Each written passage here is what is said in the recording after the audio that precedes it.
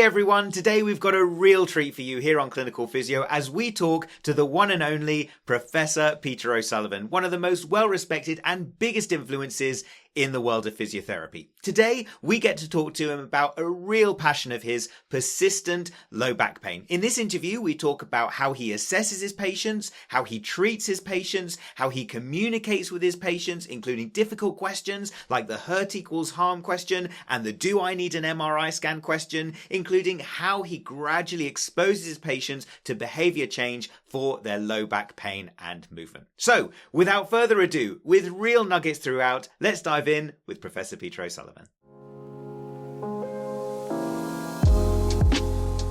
So, what an absolute pleasure and privilege to say hello to Professor Peter O Sullivan. Peter, thank you so much for your time today. Wonderful to see you. How are you? Yeah, great. Thanks. And it's a privilege to be part of your, the work you do. Thank you so much, Peter. No, it's wonderful to have you on, and the privilege is absolutely all ours. Thank you so much for joining us today here on Clinical Physio. So, ladies and gentlemen, I know that Professor Peter O Sullivan needs absolutely no introduction, but otherwise, important to say that Peter is a specialist musculoskeletal physiotherapist. He's a professor of specialist MSK physiotherapy at Curtin University. And I know, Peter, you also are still practicing with patients. Is that correct? Yep, I am. 3 sessions a week. Wonderful. And as they are lucky to have your time, we are as well. And Professor Peter O'Sullivan, I know that today we're talking about a subject that is, of course, a real passion of yours. You're known around the world for being an incredible researcher of many different subjects, but I know an area of huge influence of yours revolves around persistent pain. And I know from listening to you that you still do treat patients, as you said, in lots of different areas of the body, not just back pain, but of course, naturally, an area of the body where persistent pain happens so commonly is low back pain. It does. So we're really grateful to talk to you about education for low back pain today. So my first question is, when a patient walks in worried about their low back pain, what are the first things that go through your mind in those first few minutes? What crucial things are you listening out for that are going to help you later in the consultation? Yeah, great question. So, we often make a decision on likability of a human being within the first 60 seconds, right? So that first interaction is absolutely critical. So, what I do, I go out to the reception, I welcome the person in, shake their hand, say hello, sit them down. And my first question is, and I'm watching them the whole time, the ease they get out of a chair, the ease in which they walk in, the speed at which they're moving, the ease in which they sit down tells you so much about that person. When they look you in the eye, the way they hold their body, the way in which they shake your hand tells you so much about that person. And then my first question always is, hey, could you share your story with me? And that's a question that I've used for years. And I'm always amazed at how much people often stop and they go, whoa, what aspect, where do I start my story? And go, wherever it's important for you is where I want you to start your story. And usually within that first minute or two, they'll tell you something really, really important about that story. So I'll give you an example. A young lady I saw yesterday, her story was, I've had pain since I was 10 and it was ignored. And I've seen everybody. And then that pain started in my back and now it's in my knees and it's my feet and now it's my neck. And then I'm getting migraines and then I've got all this. And so it's this whole pain story that emerged at a critical time in her life that has then marked her trajectory up until this point in time. That's really important. So that's telling me so much about that person's lived experience, their perception of their pain, the origins of the pain, and then unravel this whole journey of like a really tough early childhood, traumatic experiences that had set this pathway of trajectory of both mental health and pain. That is so important. Now, if I'd sat her down and said, hey, what brought you in today, which is often what we hear It's like, oh, I've got a sore back and a sore foot and a sore knee. I wouldn't have known the story of the evolution of that person's problem. So that's where I begin the story. And from that, you start opening up the conversation around what is your lived experience of living in a body that is a threat to you, that you can't do the things in life that you love, that you've not been heard and felt validated by all the people that you felt invalidated with all your health interactions. People haven't listened to you screaming out for help and I don't have help. That's the story that you hear. And of course, our job is to make sure we don't miss serious stuff. And that's really important. And then to kind of unravel the story and try and help make sense of it, and then to help the person make sense of it. Absolutely wonderful. Thank you. And I noticed as you were saying that words like lived experience, validate, are those words that you will say to the patient to try and see if that brings out a certain response from them, or are those terms complex for them? No, I will say to them, you are the expert. You live with this 24/7. You're here to see me for an hour. I want you to put me in your shoes. I want you to put me in your shoes so I can see how it is for you to live with this problem day in, day out. Like, how does it impact your life?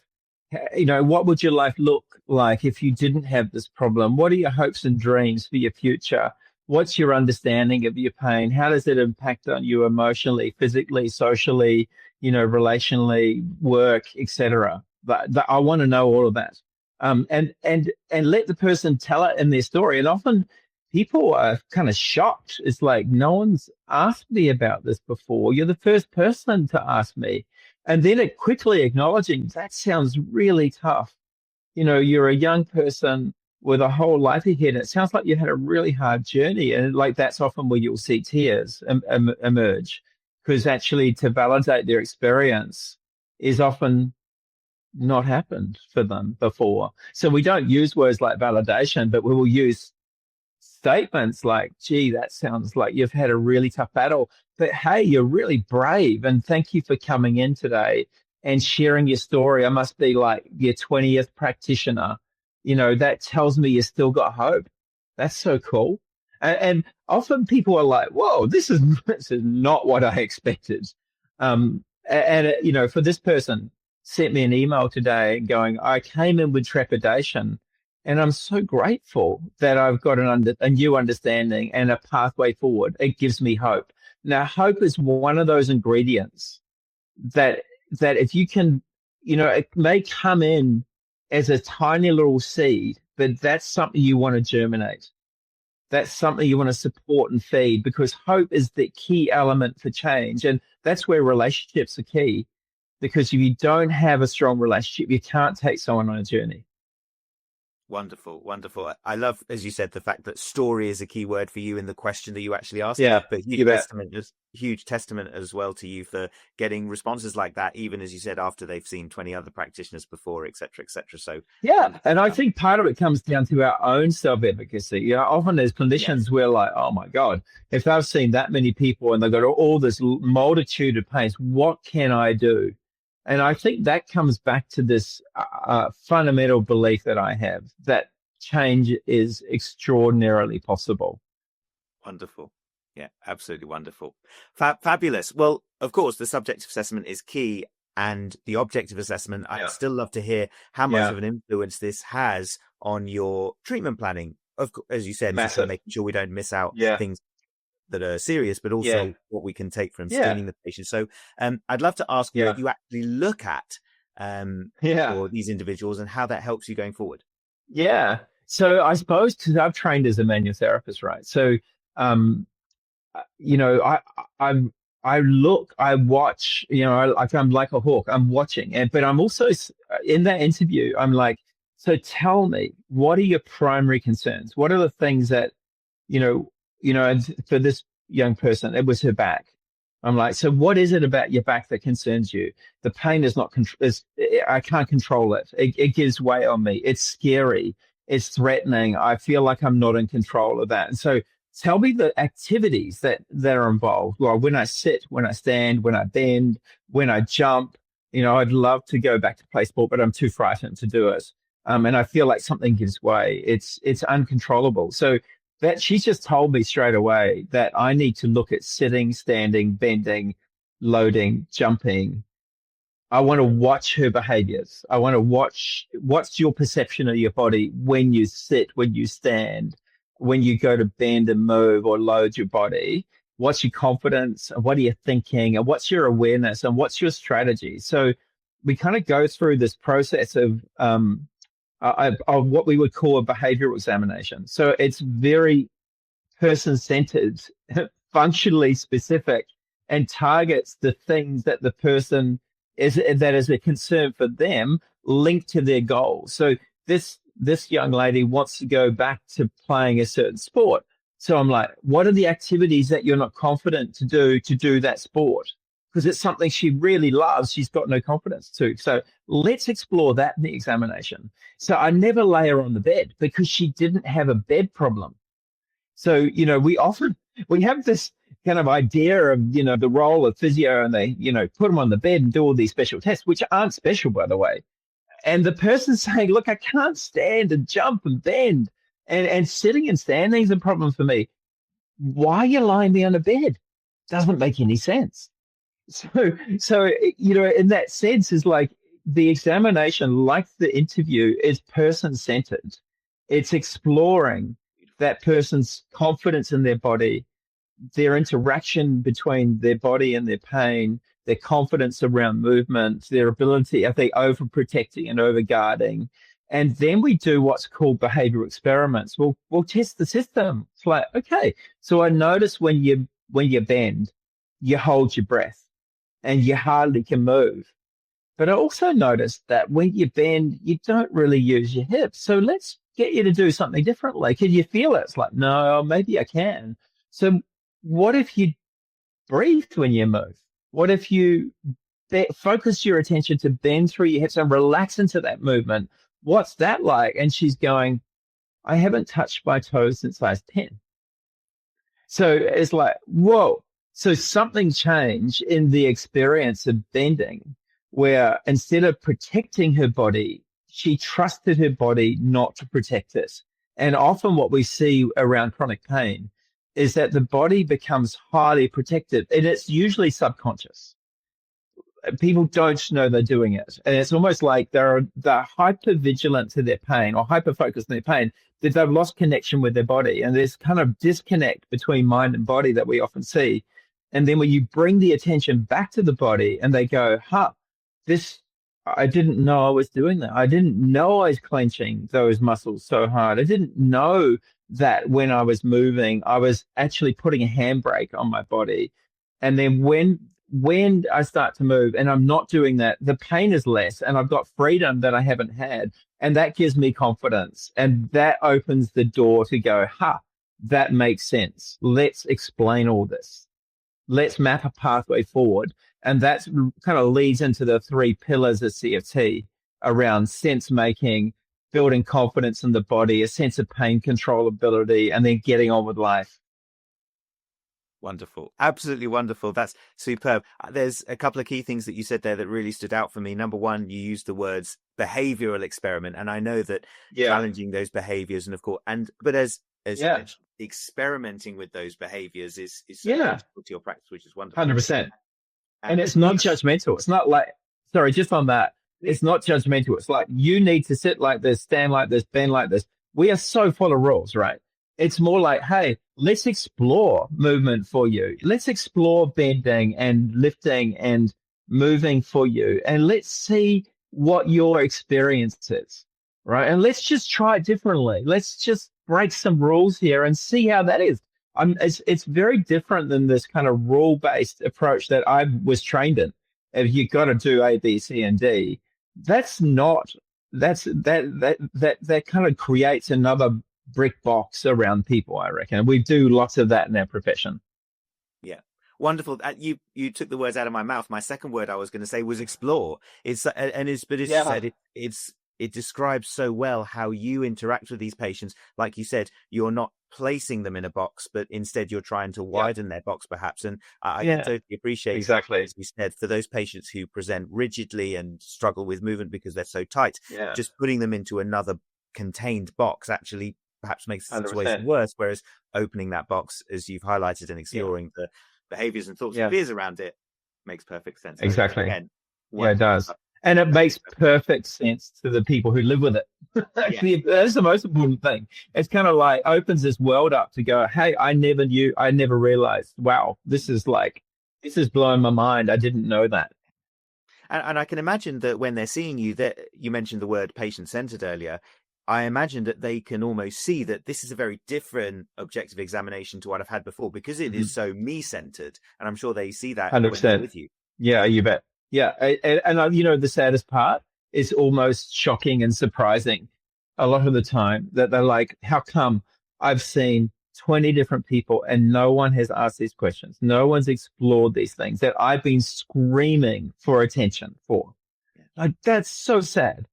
Like, you know, it shouldn't take a young person 23 years. You know, and that person's case, 13 years of spending a ridiculous amount of money and, like, you know, talk to the story of dry needling, massage, manipulation, exercises, Pilates, you know, you name it, like, had it all.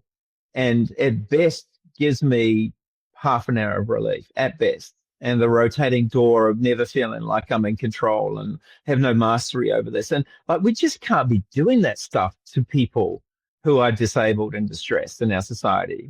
You know, manual therapy has a role. I don't doubt that, but it's not for those people.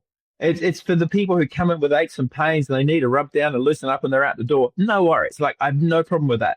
But for those who are profoundly disabled and distressed, they've done it. Like, we can't be doing the same thing that hasn't worked for them again and again. Yeah, wonderful. Thank you. Absolutely brilliant. Superb stuff. So my next question, I suppose, is expanding on experimenting and exploring, which is about challenging. So my next question was going to be, what point in the consultation would be the typical time you would try and challenge patients about the thoughts and beliefs that you have just explored? How might you start that conversation and open up that dialogue? Yeah, I'm really careful on that. And one of the things that we say is don't do it too early. You will lose, you know, that person will feel invalidated. In fact, one of my, a chap who I work with, he said to me, Pete, your job is so difficult because you have to validate the person, but not their beliefs and behaviors. And that's a tricky place to sit. Brilliant. And I thought it was such a cool insight. And that's why you have to really work hard on validation and listening and relationship building. And we tend to use the behavioral experiments as to open the door to get the person to self-reflect on their own beliefs and behaviors. So we might ask a question. So I noticed that when you, when you go to band, you hold your breath and guard, and it's painful for you and it's restrictive. But when you relax and move, it feels better. What does that tell you about your pain experience? It's like, well, it tells me when I connect with my body and I build trust in it, I feel better. So what does that make you think about your pain? Well, it makes me think probably it's not so much about structural damage. It's more about the system being overprotective. Like, yeah, I reckon you're right. So you're kind of leading the person to a point of self-exploration where it's not about me lecturing them. It's about trying to help them make sense of their own experience. And that is so much easier. And it creates way less tension or roadblocks because it's actually just the sense making. And that's why we don't call it pain education. We call it sense making, because it's not about sitting down and lecturing someone of this is what's going on for you. It's more like, hey, I'm hearing your story and I've explored these things in your examination. How do you make sense of all this? And so that's kind of like putting the piece of their puzzle back together and making a picture that kind of resonates with them. And if it doesn't resonate with them, don't blame them. We've got to go back and explore. Okay. And I think it's a massive mistake in clinical practice where, again, it's us telling people how it is, what to do, and they've had it. and it backfires. We know it backfires, and then you lose the opportunity to take that person on a journey. Wonderful. And so would I be right in thinking that if you are working with someone on sense making and it's not quite coming to them in the way that you were hoping, does that open the door for more questions from you rather Yeah, of course it does. Yeah. And it may be that at the end of that session, just go, hey, what I'd love you to go away and do over this next week is just write a diary about your thoughts and your feelings and your responses, like what's going on, so we can come back to this next time. And I'm going to send you some resources, some videos of other patients who have taken a similar journey. I'd love you to look at them and just tell me what your thoughts are about it. So it kind of just, it opens the door. It doesn't close the door. And I think, again, look, I've gone too hard, too quick in my professional career often, and it's backfired. And you don't get a second chance often. And we know the health system is just full of people who don't feel heard, don't feel validated, don't feel understood. And there's a lot of distrust, I think, with people who live with chronic pain. It's just another person, and they're going to give me false hope. And, and I don't do that. I'm like, look, what you've shown me today is your body's amazingly able to engage in stuff. You have way more control over. You look like you've got great control over this thing if you look at it differently. They're my observations. What do you think? And it's like, oh, yeah, maybe. Wonderful. I love how you demonstrate that real commitment to getting the patient to come up with that idea themselves, because please, I'm speaking to someone who of course knows this like the back of their hand, but for the patient to come up with those ideas themselves, and as you said, making sure that we're not just pointing them in direction, is massive. And I know that you have demonstrated there's some real brilliant ways, including, let's just leave it, you go away and look at this for the next week. I think that's inspired, and that's something that I've never heard before. So thank you so much. That's wonderful idea. Yeah, I think pretty much everybody I see, I would send them home with a resource. Listen to this. What are you into? How do you like learning? Is it videos, podcasts? Is it written? Okay, written. Cool. I've got this really cool. So we've got this whole resource, and that's why, on the Evolve Pain Care Academy platform, we've got patient resources, and we've got all kinds of different means. There's infographics, there's video, there's audio, there's all kinds of different things that we can kind of personalize. And I'll go, hey, listen to Joe's story. I think I'd be really interested to hear what you think of it. And the person goes, yeah, no, it's not. Yeah, it wasn't for me. Cool. No worries. Just roll on. So don't get stuck. I think it just roll with the person, and take time. Be patient. It's not a rush. Don't rush it, and acknowledge where it screws up. Like sometimes we go in too hard, too fast. I'm like, hey, I'm so sorry. I misread that. But as long as you trust me to come back, listen, reflect, dial it back, reorientate you in a different way, that trust building part is the key. Because sometimes some people's journey is really tough, and it's convoluted, and it takes time, and you just got to hang in there. Yeah, absolutely wonderful. Thank you so much for sharing that inspired stuff about about sending them away, even and not coming up with those conclusions from your own words in that first session. Sounds absolutely brilliant. So thank you so much. Okay, so moving on to the final question from this particular episode. A brilliant piece from you and your colleagues is the 10 facts every person should know about back pain. World famous research, world famous information here, which we all absolutely love here in the world of physiotherapy. And I know everyone watching would love to hear some of the ways in which you tackle some of those fears and myths and belief that has. So I was wondering if I might be able to ask, what are your biggest tips or key phrases that you share for patients with a couple of different scenarios? So number one, a patient who has a fear of damage, concerned that hurt equals harm. Yeah, great. So, that's why the behavioral examination is absolute gold. So the person comes in, great example. In fact, this is one of the cases, or a few of the cases on the videos. All of them thought they were damaged on those videos. And the person's going, my back's screwed, it's dangerous. I fear, when I bend, I feel like I'm doing harm to myself.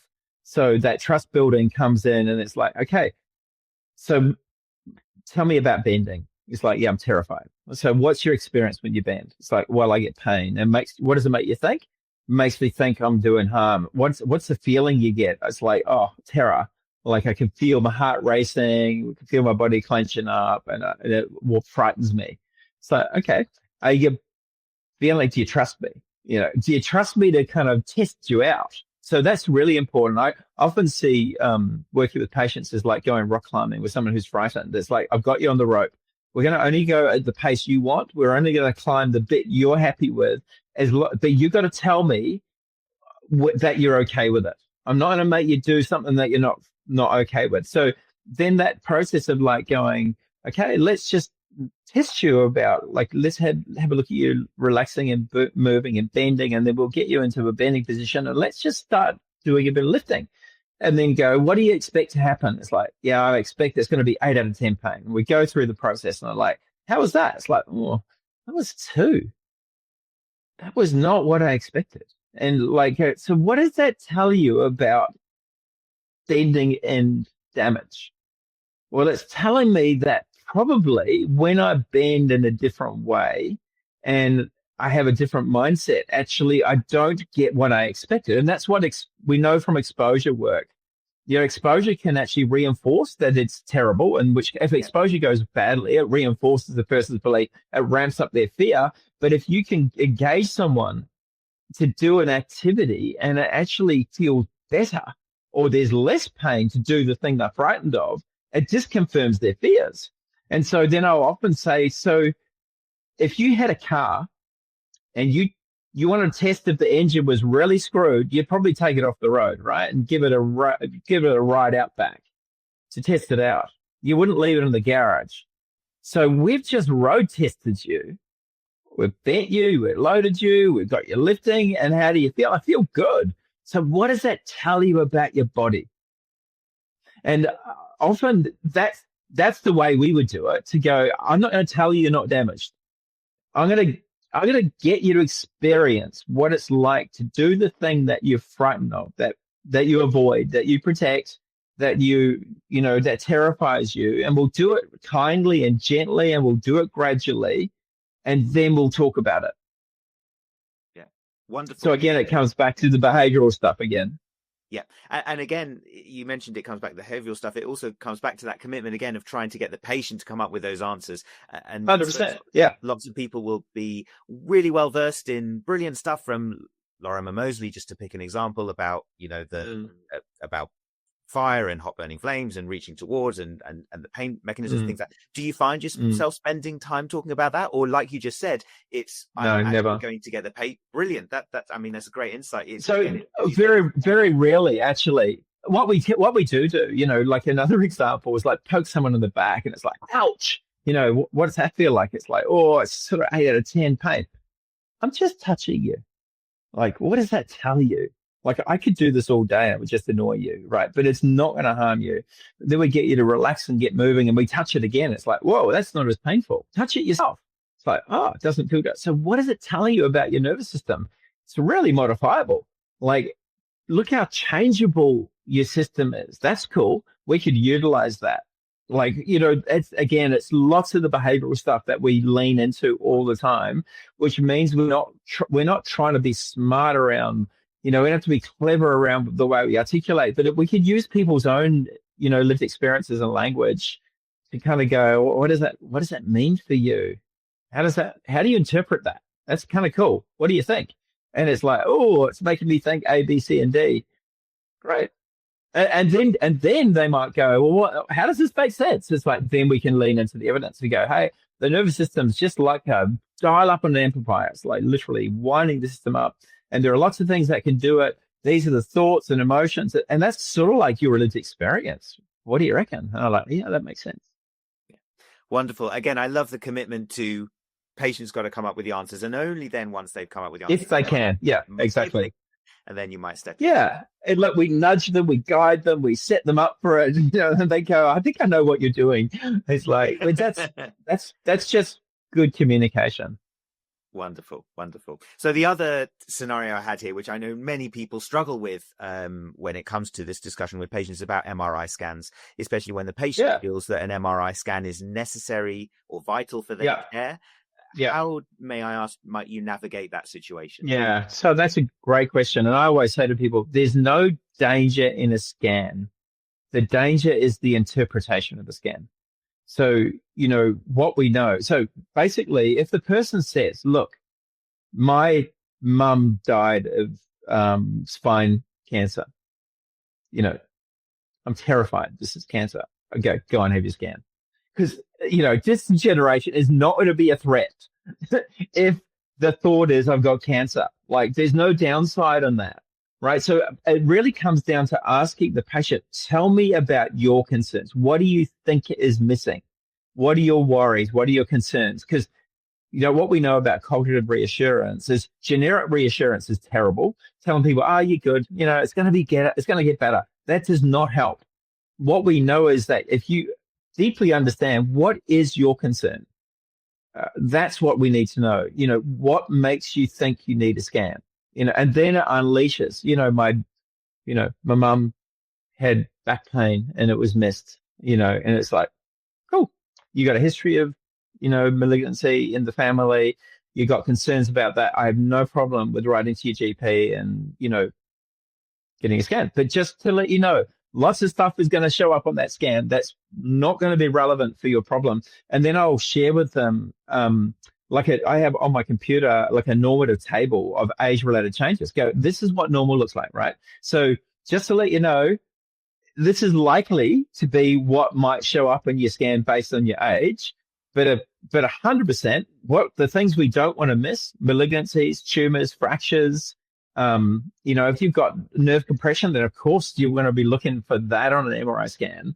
But these other things we know are not big predictors of a person's pain and disability. So those things may show up, but they're things we're not going to pay much attention to. It won't change how we care for you. Wonderful. And so in that situation, I totally respect history of family cancer and things like that. I can see, as you said, there's no downside to having a look. If you have a patient who may not have some of those previous fears, or there isn't necessarily a serious sign in your mind that you're trying to screen for as well, do you go down the same road of what you just said of, well, if this is something you really want, but please be aware, rather than, I suppose, what we try and see a lot of in the UK is clinicians fighting that thought of saying, well, no, we don't want to do a scan, but actually perhaps do you approach that in the same way of what you did with the previous patient? Yeah, look, I do. And it comes down to the person's concerns, right? Really drilling into, so what are you thinking? I get this pain's not going away. I get it. The history is really clear. It looks like the pain is modified. I think it comes down to trust a lot of the time. And if the person's, anxiety and worry is what drives people for a scan, right? So what are you worried about? What's going through your head? They're the things I need you to tell me. Like, tell me what's going through your head at 2:00 in the morning when you wake up. What are you thinking? So if you're thinking, I'm worried that my, whatever it is, so I'll give you another example. This other lady's like, I need a scan. I'm like, okay, what are you thinking? She goes, well, my mum had osteoporosis and, I'm worried I've got osteoporosis. I'm like, well, okay. The risk for pain, the relationship between pain and osteoporosis is a fracture. So if you had a fracture, I need to check you out. So she's 56 and I'm like, let's examine you. At the end of that session, I had a jumping up and down, hopping and jumping and lifting 10 kilograms with no pain. I'm like, what do you think about your back? She's going, yeah, that's just crazy. Of course it's not. I don't need that. I don't need that scan anymore. So again, it's like, what are you thinking? What's making you think you need it? Let's road test you. Wonderful. Yeah. And then we'll come back to it. But I would never get into that argument at the beginning to say, person saying, look, I think I need a scan. I'm like, okay, cool. Tell me what you're thinking. Let's hold that thought until I've thoroughly examined you. Then we're going to come back to it. Is that okay with you? And I'm like, yep, cool. Absolutely wonderful. Again, I love the commitment to patients' thoughts and concerns, getting the patient to come up with the answers, all absolutely wonderful. And so inspiring to hear that you're suggesting these things in a way that many people aren't doing. So that's absolutely wonderful. Professor Peter O'Sullivan, I think we need another 3 hours on this, but I really appreciate you coming on today to discuss this. And a resource you mentioned just a second ago that's really important to highlight to everyone. You mentioned the Evolve pain care pathway. Would love to hear what it's all about, because I know this is something that's really important to you. Yeah, so we after the Lancet paper came out of the Restore trial, which was just like a massive trial. It's 5 years of work. Peter Kent led the trial. It was like crazy amount of work to run that trial. We've had lots of people. So we set up a website called restorebackpain.com, and we had, I think, clinicians from over 80 countries contact us going, how can we learn to do this? And then we're like, okay, so that's a massive challenge for us in our group. Like, how do we disseminate? So, we've spent, my entire career and our team's work, lots of people apart from me, by the way, there's a whole lot of people involved in this work, kind of pulling this together. And in the Restore trial, we tested a training program. And what we heard from the clinicians is like, you're kind of doing CFT on us. Like you're making us reflect on our own beliefs and behaviors, and then reevaluating them, and then it's our own behavior change journey actually for the clinician. And so we set up this program because we trained like 18 clinicians, and we did it in small groups, which is kind of cool. So we had 2 groups, one in Sydney and one in Perth, and we kind of went through this knowledge training component where we watched an expert work with someone with chronic and disabling pain, go through the clinical reasoning process, talk about it, discuss it. A second case, doing the same thing again. And then we had skills training, which was like a second module. We'd have a month off, go away and practice, come back. Let's train skills around communication, behavioral examination, around management planning. It's just a completely different way of working. And when the patients, like the physios, are like, whoa, this is right outside my comfort zone. This is not how I normally work.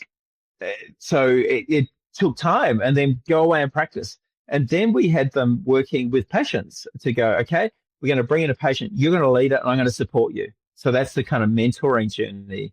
And then everyone got a turn to do that. And we'd film it. We get the clinician to watch the video back of them with the patient, make observations. We created a competency checklist to say, look, these are the things we need to see before you can treat the patients on the trial, and we need you to hit these competencies. And when you do, you go into the trial, basically.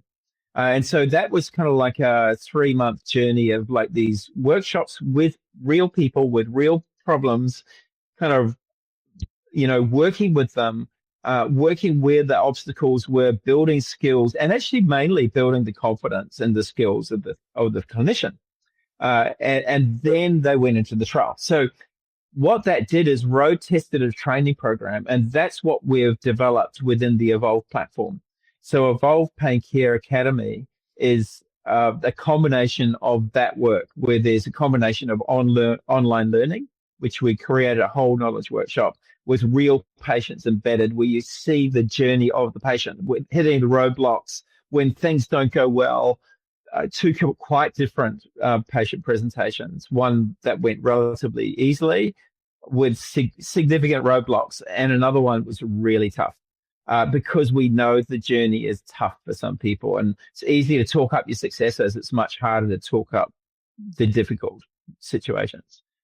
So that's what we've done, is kind of created that, put massive amount of time and effort, and we've created it as a social enterprise. So it's a non-profit organization where basically we have free resources, and then there's paid courses, and we have to do that because otherwise, we've put all the money up to do this in the first place, but we're paying for people to do the work, and we can't keep funding ourselves, otherwise it'll just fold. But the plan within that is people in middle and low income countries pay a fraction of the cost. So in a sense, we're doing what I do in practice, and that is if people can't afford care, we give them cheap care. And if they can afford it. And we figure that we've already priced it below what we think is current rates, because that's our commitment for change. And we want to build communities of practice, basically. We want people to feel like it's a place that they're welcome, that they can learn, they can be supported. We want to learn back from them as well. because that's part of my journey. It's part of the journey. We will continue learning, and we want to partner with people. Absolutely wonderful. Thank you so much for sharing. And let me please take the opportunity to say, in line with everything you've just said about the Evolve Pain Academy, thank you for all your commitment to education around the world. There are so many people who, for so many years, have followed your absolutely brilliant work, your brilliant education, and we are absolutely honored to be able to be a part of that as well by sharing your video today. So, Professor Peter O Sullivan, thank you so much for your time. It's been an absolute pleasure having you on, and we really look forward to speaking to you soon. Yeah, thank you. And just a shout out to all the people who are involved in the work we do. There's a whole group of people in the UK and different parts of Europe, around the world, and Australia, who are a really critical part of this team. And there's some really cool people in the UK who are doing some marvelous work. Chris Newton, Gurpreet Singh, like great guy, Ian Cowell, who just grassroots doing great work. And a huge shout out to those guys and others around the world who are part of this journey. So thank you. You're always quick to give credit to others, Peter O Sullivan, and let us give. Well, I've been fortunate in my journeys. I've been given heaps in my journey. So it's a team. Wonderful. Thank you so much. Really so honored and grateful for your time. Yeah, pleasure. So everyone, I really hope you've enjoyed this video. If you have, please support us by smashing that like button. And please do remember to check out the link in the description below to Professor Peter O Sullivan's Evolve Pain Care Academy, an incredible resource well worth checking out. Remember as well, we also have our Instagram account at Clinical Physio with loads of brilliant resources for physiotherapists. Otherwise, my name's Khalid. Thank you so much for watching. See you soon here on Clinical Physio.